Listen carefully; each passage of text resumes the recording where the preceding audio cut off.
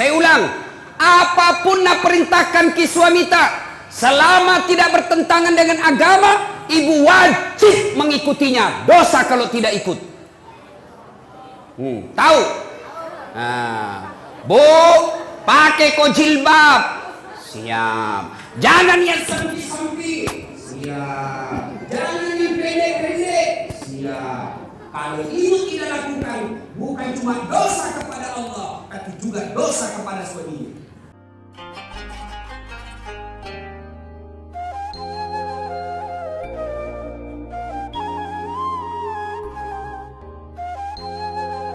Pak, saudara-saudara sekalian yang saya hormati, saya mau cerita. Nah, ketika Rasulullah Sallallahu Alaihi Wasallam usia 40 tahun, Rasulullah kemudian menerima wahyu di Gua Hira. Gua Hira ini kurang lebih 7 kilo dari kota Mekah. Naiklah Nabi ke Gua Hira, datang malaikat Jibril. Malaikat Jibril memeluk Nabi.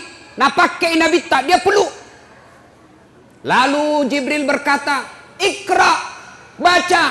Nabi bersabda, "Saya tidak tahu membaca."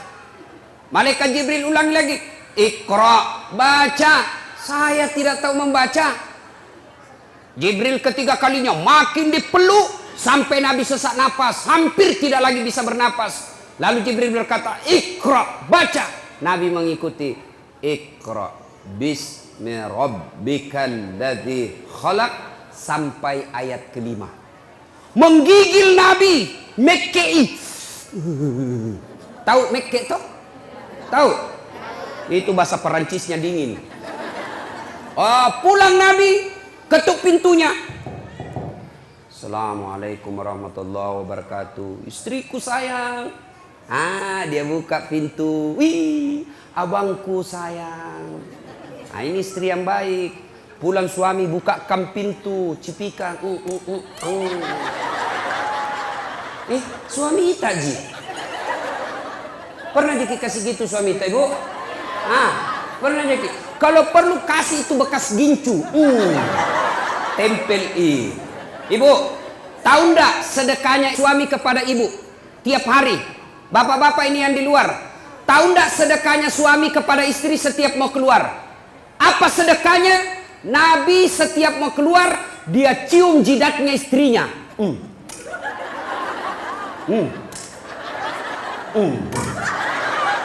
Dicium. Coba, ciuman suami sebelum pergi kerja, sedekah seorang suami kepada istrinya. Maka bapak-bapak mulai besok sedekahlah sebelum keluar rumah. Kalau nak lupa suamita ibu, kalau nak lupa suamita, kasih ingat, Pak, sedekah. Sini kok aku sudah kai kok. Tapi ibu juga harus cantik. Mau disedekahi baru banyak osing. Mau disedekahi bau kalepanya, kariwil rambutna, kuning gigina. Nah, bila suamita, jauh-jauh kau deh. Ya, datang Nabi Khadijah. Lalu Nabi berkata, "Wahai istriku, dingin aku dong, menggigil kak, selimuti saya." Masya Allah. Bu, ku tanya ki dulu. Ini misalnya toh 3 hari 3 malam tidak ada suamita, ditelepon tidak aktif HP-nya, dicari tidak tahu kemana, tiba-tiba datang menggigil. Ibu, selimuti kak. Kira-kira kita selimuti, Bu? Oh ibu, kita selimuti? Tidak. Paling selimuti kak. Langsung, dari mana kau? Langsung diinterogasi. Selimuti kak ibu? Langsung dia bilang, "Cik dakko." Itu Khadijah, suaminya 3 hari 3 malam keluar, pulang kedinginan. "Wahai istriku, selimuti saya." Khadijah menjawab, "Sami'na wa ata'na." Saya dengar dan saya taati.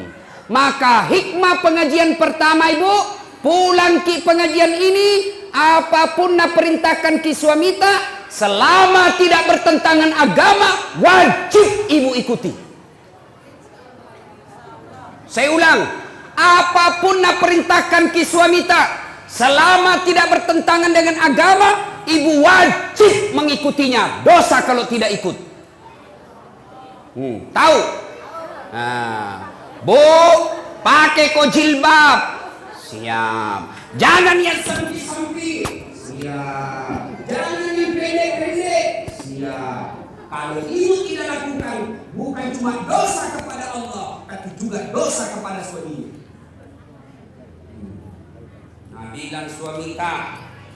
Nabilan suamita, ibu, jangan kau terlalu tebal gencummu. Jangan kau cukur alismu. Jangan terlalu banyak make upmu. Saya tidak suka. Tapi ibu tetap lakukan. Maka ibu sepanjang jalan laknat Allah buat ibu. Ngerti? Ini sekarang ibu-ibu banyak nalawan suaminya. Jelas? Kecuali, dengar, kecuali suamita na perintah yang bertentangan agama.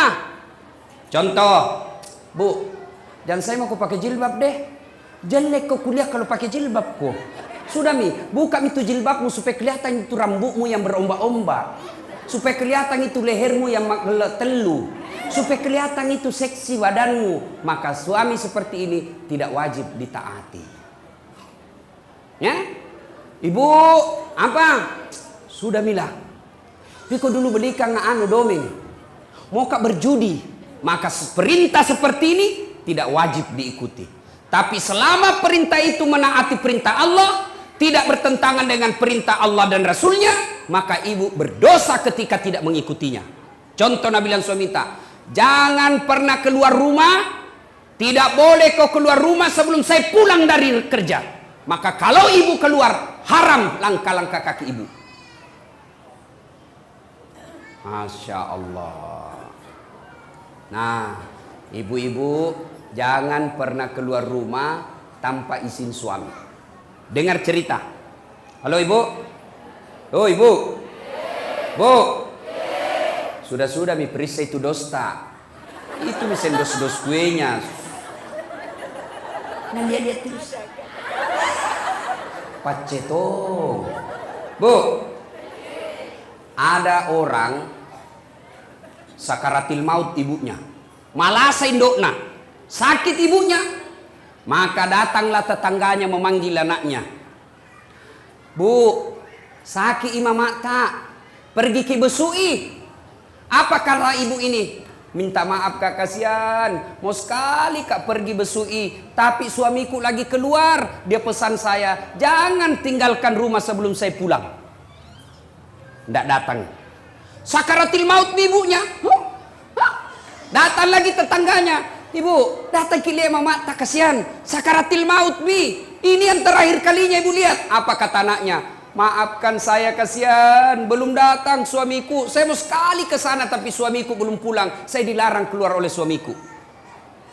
Meninggal ibunya. Datang lagi tetangganya. Ibu, meninggal mi mama tak kasihan. Pergi kiliat yang terakhir kalinya. Tolong pergi kiliati sebelum dimakamkan. Apa kata ini istri? Maafkan saya mau sekali ke sana tapi suamiku belum pulang dari medan perang dan saya dilarang keluar sebelum dia pulang. Dimakamkan. Selesai dimakamkan, tidak datang, mulai sakit, sakaratil maut, sampai dimakamkan tidak datang. Marah ini tetangganya, dia pergi lapor kepada Nabi. Dia pergi lapor sama Nabi. Ya Rasulullah, tetanggaku tega betul, mulai sakit, sakaratil maut, sampai dimakamkan ibunya. Saya datang panggil, besuk ibunya, dia tidak datang ya Rasul. Nabi lalu berkata, baik, kenapa bisa itu anak begitu? Kenapa bisa dia tidak datang? Lalu ini berkata, dia tidak datang karena dilarang suaminya keluar. Katanya suaminya pergi medan perang, lalu dipesan sama suaminya, jangan pernah keluar rumah sebelum saya pulang. Maka itu ibu tidak datang. Apakah Nabi marah? Apakah Nabi marah? Tidak. Nabi lalu bersabda, diampuni seluruh dosa ibu yang meninggal karena punya anak yang taat sama perintah suaminya. Masih ada ibu-ibu begini sekarang? Woi. Masih ada? Kasihan. Baru 10 menit pergi suaminya na telepon temannya datang mago. Cepat kok, tidak ada mi suamiku. Maka ibu-ibu saya heran, di mana-mana masjid ramai majelis taklim, di mana-mana ramai majelis-majelis taklim, bahkan setiap masjid ada majelis taklimnya. Tapi anehnya, kenapa ibu-ibu sekarang banyak yang tidak tahu taat sama suaminya? Demi Allah ibu, demi Allah, biar ibu salat tiap hari, bahkan sampai hitam jidatnya, puasa Senin Kamis, ngaji, tadarus, tahajud tiap malam, tapi tidak taat sama suaminya, mendurhakai suaminya, dia kurang ngajar sama suaminya. Demi Allah, jangankan masuk surga, baunya surga diharamkan bagi ibu seperti ini. Kenapa bisa Ustaz?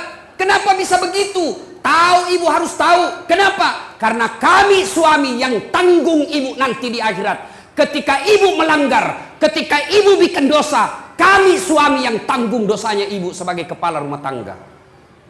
Beda ibu-ibu. Ibu-ibu taat ibadah, rajin sholat, tutup aurat, Senin Kamis puasa, suaminya tukang judi, suaminya koruptor, suaminya pemabuk, suaminya pengedar narkoba, suaminya tukang tipu, tapi istrinya soleha. Demi Allah, istrinya tetap masuk surga, suaminya dibakar di neraka, tidak ada hubungan. Maka ibu, jangan keluar rumah tanpa izin suami. Jangan lakukan apa-apa tanpa izin suami. Kenapa? Karena suami yang tanggung ibu nanti ketika di akhirat. Maka bersyukur ibu-ibu yang punya suami. Kenapa? Karena itulah nanti yang lindungi ketika di akhirat. Maka hargai suami tak, jangan hina suami tak gara-gara dia miskin. Ini banyak ini istri kurang ajar sama suaminya, mentang-mentang agatoi kok, ku taunya kok, nu lamar ka dulu di seperangka ala sholat, ndak nu belikan nga rumah lagi bapakku ini nu tampati, kamu juga saja selalu nu belikan ko baju, pensiun mako, ndak ada gaji nu.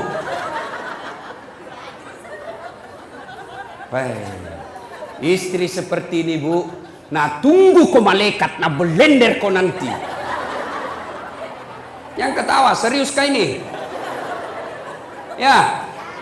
Salatullah, salamullah, ala toha rasulillah.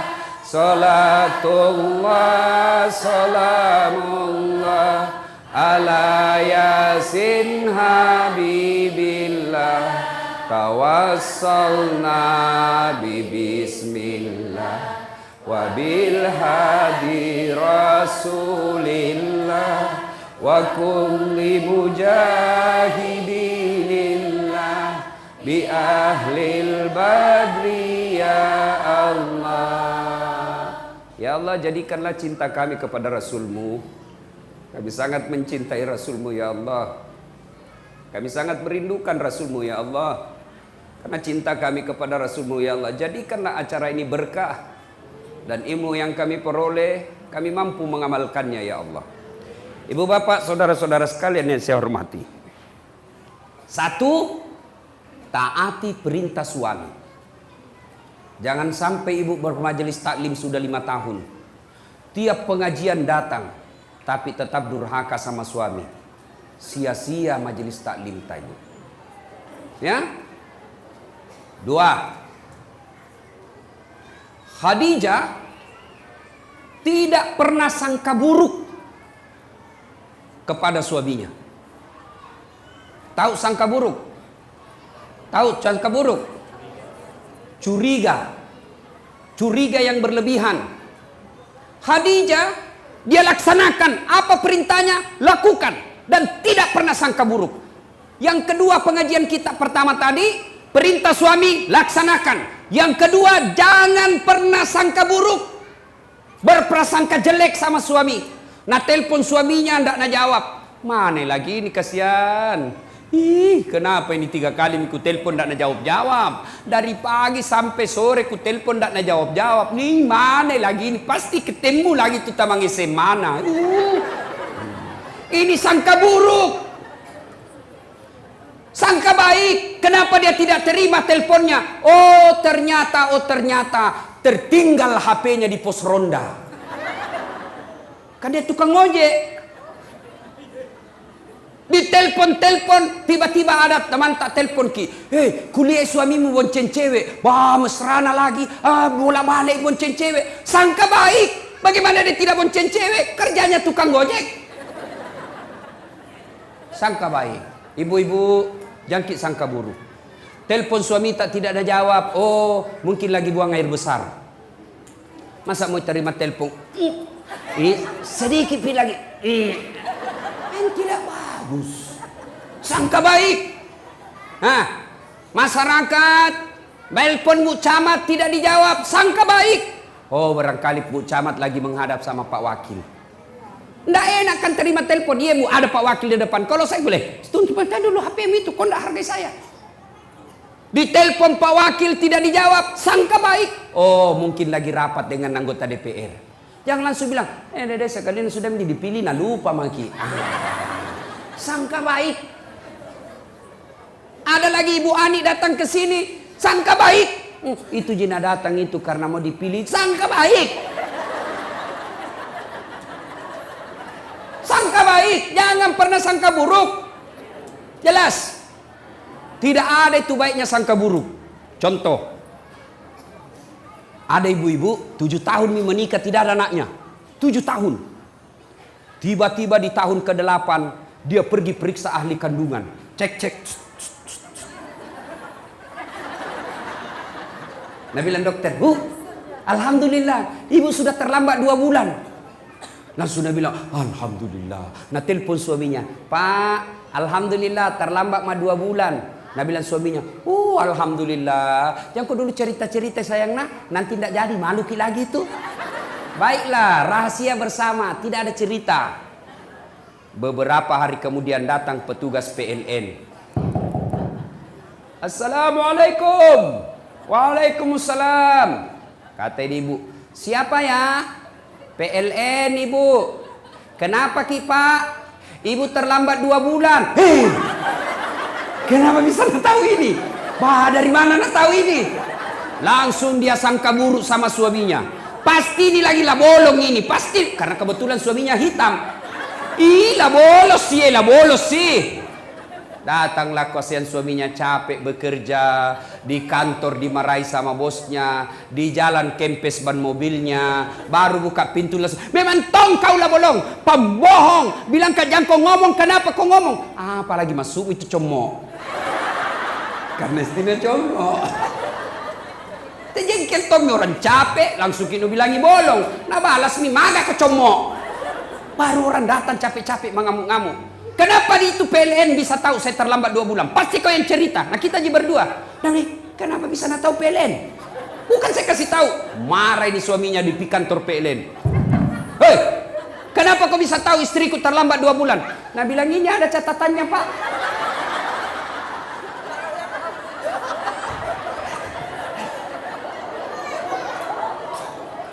Nah bilang hapus itu. Ada apa cacat-cacat? Hapus sih.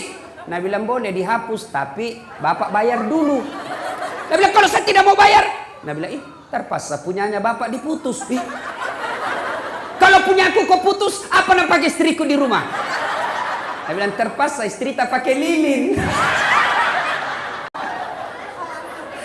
Coba. Inilah akibat bersangka buruk. Ya. Berapa banyak rumah tangga berantakan, yang akhirnya terjadi perceraian, yang akhirnya jadi perpisahan yang tidak nyaman. Anak jadi korban, mau ke bapaknya sudah punya istri, mau ke mamanya punya suami, lalu akhirnya anaknya jadi korban dunia akhirat. Siapa yang bertanggung jawab? 2 orang tua ini ketika anaknya nanti masuk neraka. Gara-gara apa sebabnya? Sangka buruk. Sangka baik. Ibu-ibu, tidak ada itu enaknya sangka buruk. Sangka baiklah.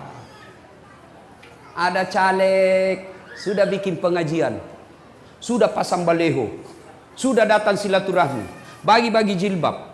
Ternyata tidak terpilih, sangka baik. Oh, bukan itu yang terbaik buat saya. Saya dulu 2013 ikut Pilwali di Makassar. Dibeta ki Ustaz? Tidak. Siapa bilang dibeta Kak? Cuma yang menang lebih banyak suaranya. Belum tentu dia lebih jago dari saya. Nah, alhamdulillah saya ambil hikmah. Oh, ini hikmahnya saya tidak jadi wakil wali kota. Saya jadi ustadz. Sekarang karena saya jadi ustadz, keliling dunia ceramah. Ke New York. Tahu jaki New York? Dekatnya Malili. Dari New York pergi ke Jepang, pergi ke Itali, pergi ke Roma, ke Malaysia, ke Turki, ke Saudi. Semua dibayarkan. Sangka baik, sangka baik, sangka baik, sangka baik. Ibu-ibu tiba-tiba hancur usaha, sangka baik. Tiba-tiba suami berubah setengah mati, sangka baik. Suami tak jahat, sangka baik. Kalau dia berbuat jahat, dia yang tanggung dosanya di akhirat. Tenang perasaan. Tiga umau meruntuk tu. Mak bele ko Andre ko tu turuntuk mak cako mak bele ko mama. Ya. Ibu-ibu, kalau ini rumus kita pakai, sangka baik, tenang perasaan.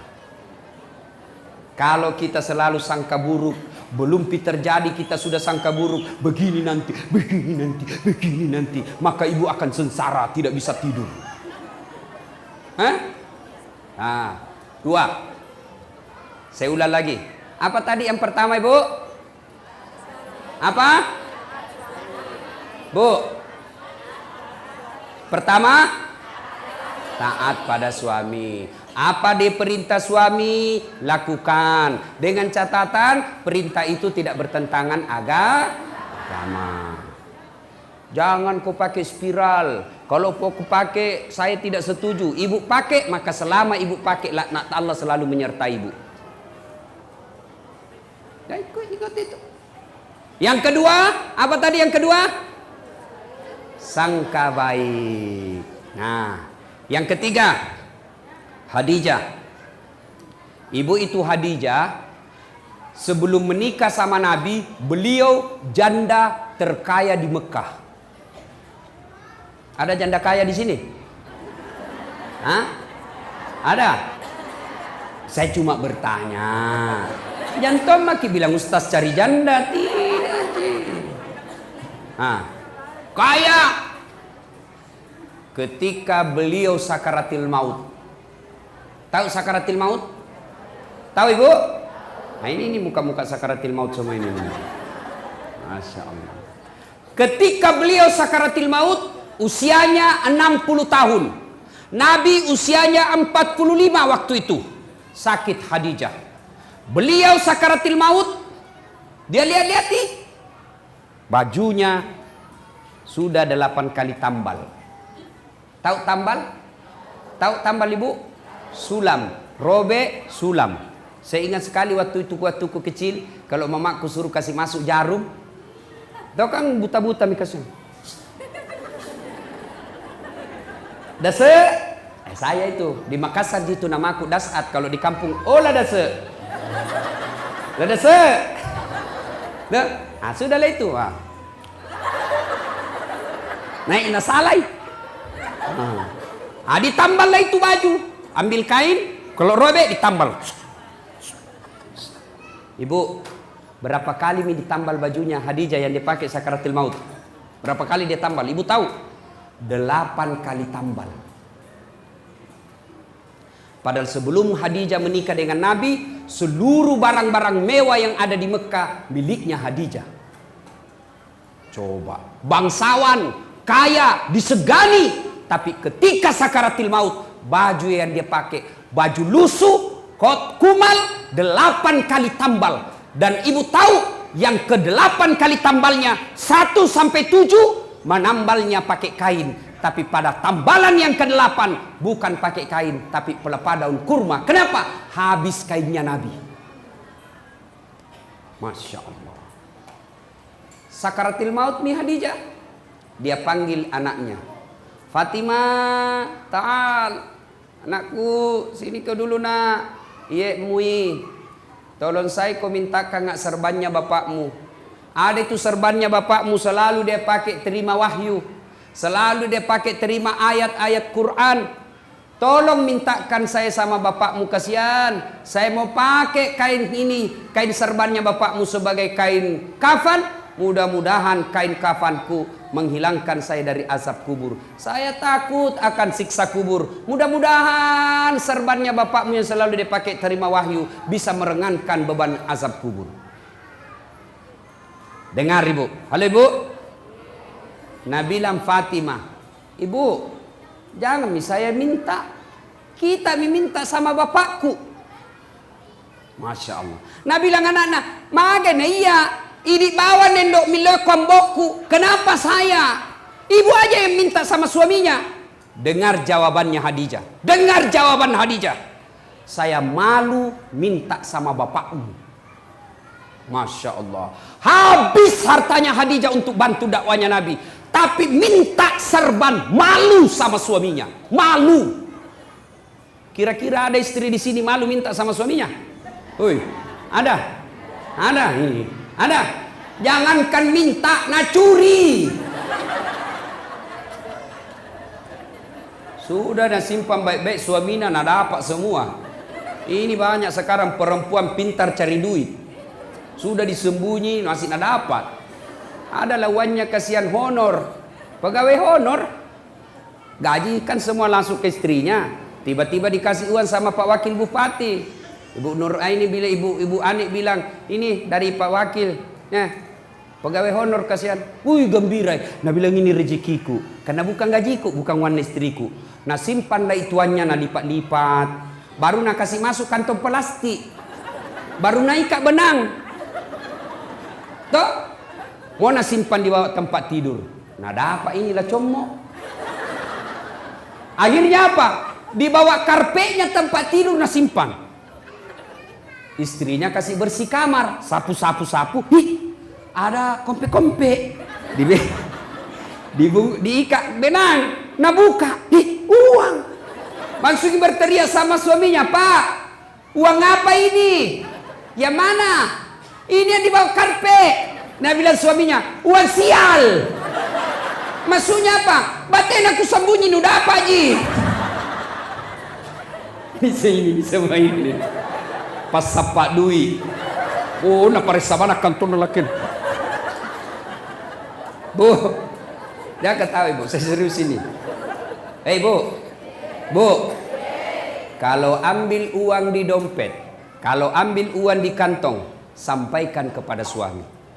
Meskipun ibu sudah di kantong, mi kan tidak bisa menambil kalau di kantong tak mi. Di dalam kantong pipir kasih tahu. Kenapa? Nanti kasihan dia kira ada uangnya di dompet, sampai di warung kopi, sampai di pompa bensin, sampai uang makan, nah perisa. Mati mi bro, malu maki ini. Lah como sih, perbuatannya sih lah como ibu.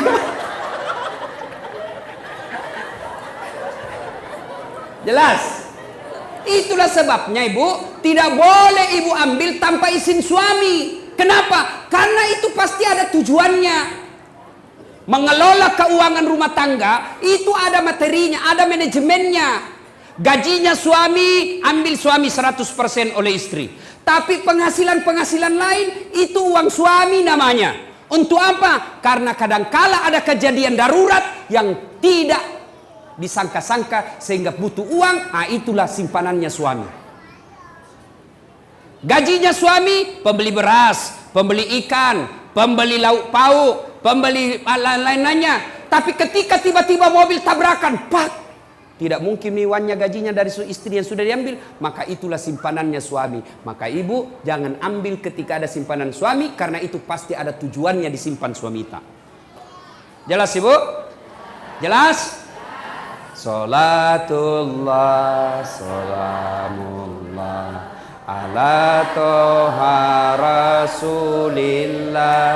Salatullah, salamullah ala yasin habibillah. tawassalna bismillah wa bil hadi rasulillah wa kulli mujahidilillah bi ahlil badri ya Allah. Nah, satu, taati suami. Dua, sangka baik. Tiga, jangan mengambil tanpa izin suami. Jelas ya? Jelas ya? Yang keempat, Khadijah ternyata menopang suaminya, mendukung suaminya sepenuhnya. Karena ini laki-laki, biar bagaimana jagonya, tanpa dukungan istri hancur. Betul ya Bu? Betul? Maka tapi jangan tom berlebihan ibu. Ada itu di Kolaka, nah bunuh suaminya, nah tikam suaminya pakai pisau dapur, nah tutup kamarnya dulu, baru nah tikam sampai meninggal suaminya. Ditanya, kenapa kau kasih begitu suamimu? Dia bilang, setengah mati ku bantu, setelah berhasil dia mau kawin lagi, lebih baik ku bunuh. Bah, bikin takut-takut. Dia bilang, biar jelek suami ku, jangan ku ambil ki. Biar pengangguran, jangan ku ambil ki. Itu milikku, dunia akhirat. Nah, Bu, Pak, halo Bapak. Percaya Pak, Bapak tidak akan sukses tanpa dukungan istri. Mau ki contoh? Mau contoh? Pak Wakil Bupati. Biar jago bagaimana kalau Ibu Ani tidak setuju, tidak jalan. Maksudnya Pak? Mau pergi sosialisasi. Tiba-tiba Ibu Ani bilang, Pak, urus dulu anakmu. Apa? Tidak bisa begitu? Sama saya. Biar jago bagaimana kalau tidak dibantu istri, tidak mungkin. Kenapa? Saya mau bikin konsep untuk ceramah besok. Tiba-tiba, Ustaz, anakmu mangisi, ambeki. Tidak bisa maki lagi konsentrasi. Mau pergi dan bilang, anakmu, ganti popoknya. Maka kita laki-laki bisa sukses. Karena bilang apa? Pergi maki sayang.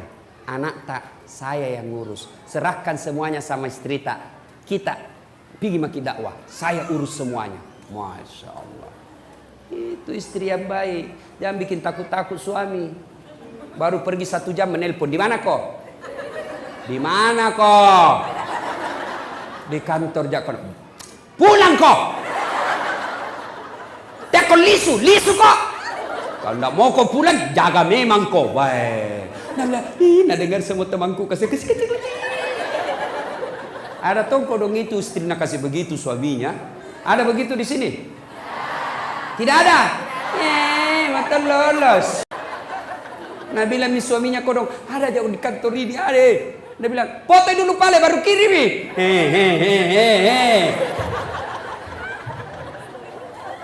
Weh Pak, ada ki begitu di sini? Takut sama istri tak? Ada. Weh Pak Desa, takut ki sama istri tak? Berhenti jadi laki-laki. Apa mau takut sama istri? Nah kita lamar nih, dibikin ngangi rumah, dibelikan mobil, semua cicilannya kita bayar nih. Baru mau kita takut sama dia, bagaimana ceritanya? Marah Ustaz, nah banting itu pintu, banting tongi pintumu. Nah pecahkangi piring Ustaz, pecahkangi satu lusin. Piring bisa dibeli, tapi harga diri tidak boleh diinjak-injak. Allahu Akbar.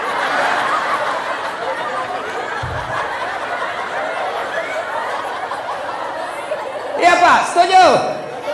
Nah bilang mak jallo aja Ustaz, mak jallo nah pecahkan televisi, pecahkan televisi supaya berhenti menonton. Televisi bisa dibeli, tapi harga diri sebagai laki-laki jangan kau injak-injai. Baik. Allahu Akbar. Nah bilang orang, jadi Ustaz tidak takut sama istri, aku bilang, apalah aku takut sama istriku, cuma istriku lebih berani dari saya.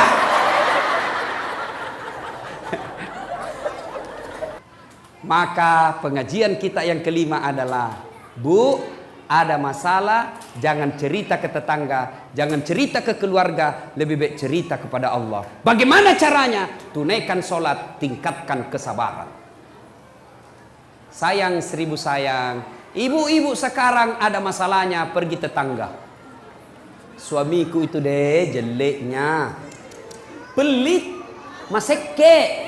Sudah kalau tidur ngorok. Ini makin tua makin bau kalepaknya. Enggak aku tahu itu suami. Masa suami tak kasih jelek-jelek begitu sama tetangga? Coba, itu suamiku pelit sekali, nak pegang uangnya, nak kasih sama sekali. Kalau datang tidak pernah tongi senyum-senyum. Masa rahasia rumah tangga kita ceritakan? Maka istri seperti ini tidak akan mendapat kasih sayang dari Allah Subhanahu Wa Taala. Jangan heran kalau ibu selalu cerita kejelekan orang, ibu cerita kejelekan rumah tangga, dia umbar semua aib rumah tangga, maka hidupnya, hatinya tidak akan pernah dapat ketentraman. Kenapa? Karena Allah jauh menjauhkan dia dari rahmatnya. Kau suka cerita kejelekan-kejelekan rumah tanggamu, maka Allah tidak akan senang kepada kamu. Allah tidak senang kepadamu, maka jangan heran hidupmu tidak bisa tenang hatinya. Jelas? Maka kalau ada masalah tak ibu, ambil wudhu, ambil sajadah, ambil kudung, ngadu kepada Allah dalam solat, namanya solat hajat. Minta maki kepada Allah. Ya Allah, saya tidak sangka suamiku begini. Saya tidak senang suamiku begini ya Allah. Tapi inilah jodohku ya Allah. Engkau yang menentukan jodohku. Saya tidak senang laki-laki seperti ini. Tapi Engkau berikan saya seperti ini. Maka berikan saya kesabaran ya Allah. Kuatkan hatiku. Tingkatkan kesabaranku ya Allah. Agar ini bisa kulalui secepatnya. Ini tidak. Ada masalahnya ambil Facebook. Update status. Tidak kusangka kau begitu. Andai ku tahu kau begitu, saya tidak terima lamaranmu. Pret. Ini kan banyak begini. Apalagi, coba ku tahu begini tidak mau kawin sama kau. Apalagi tidak mau naduami anakmu. Jelas? Ibu-ibu. Ada di sini rumah tangga tidak ada masalahnya? Ada? Ada? Tidak ada orang tidak ada masalahnya. Cicilan belum lunas, anak tidak dapat kerja, suami makin kajili-jili, motongi cantik istri, motongi mulus muka, penuh dengan masalah. Maka masalah itu bukan masalah. Masalah kita adalah bagaimana mengatasi masalah. Mengatasi masalah tanpa masalah. Weh, ini warna pegadaian ibu-ibu ini. Bu, ada masalah tak ngaduki kepada Allah. Dalam cara apa Ustaz? Tingkatkan kesabaran, tunaikan sholat dengan sebaik-baiknya, perbaiki 5 waktu, tambah sholat-sholat sunnah, terutama sholat hajat di malam hari. Allah janji, ud'uni astajib lakum. Minta kau kepadaku, pasti saya kabulkan. Itu janji Allah. Salatullah, salamullah ala toha rasulillah. Salatullah, salamullah ala yasin habibillah. Tawassalna bismillah wa bil hadi rasulillah wa kulli mujahidilillah bi ahlil badri ya Allah. Alhamdulillah, 5 ini kita bawa pulang. Insya Allah kita amalkan Bu, ada gunanya pengajian. Tapi kalau pulang ini tidak ada diamalkan, maka kita hanya datang turut ramai, tidak ada faedah yang kita dapat.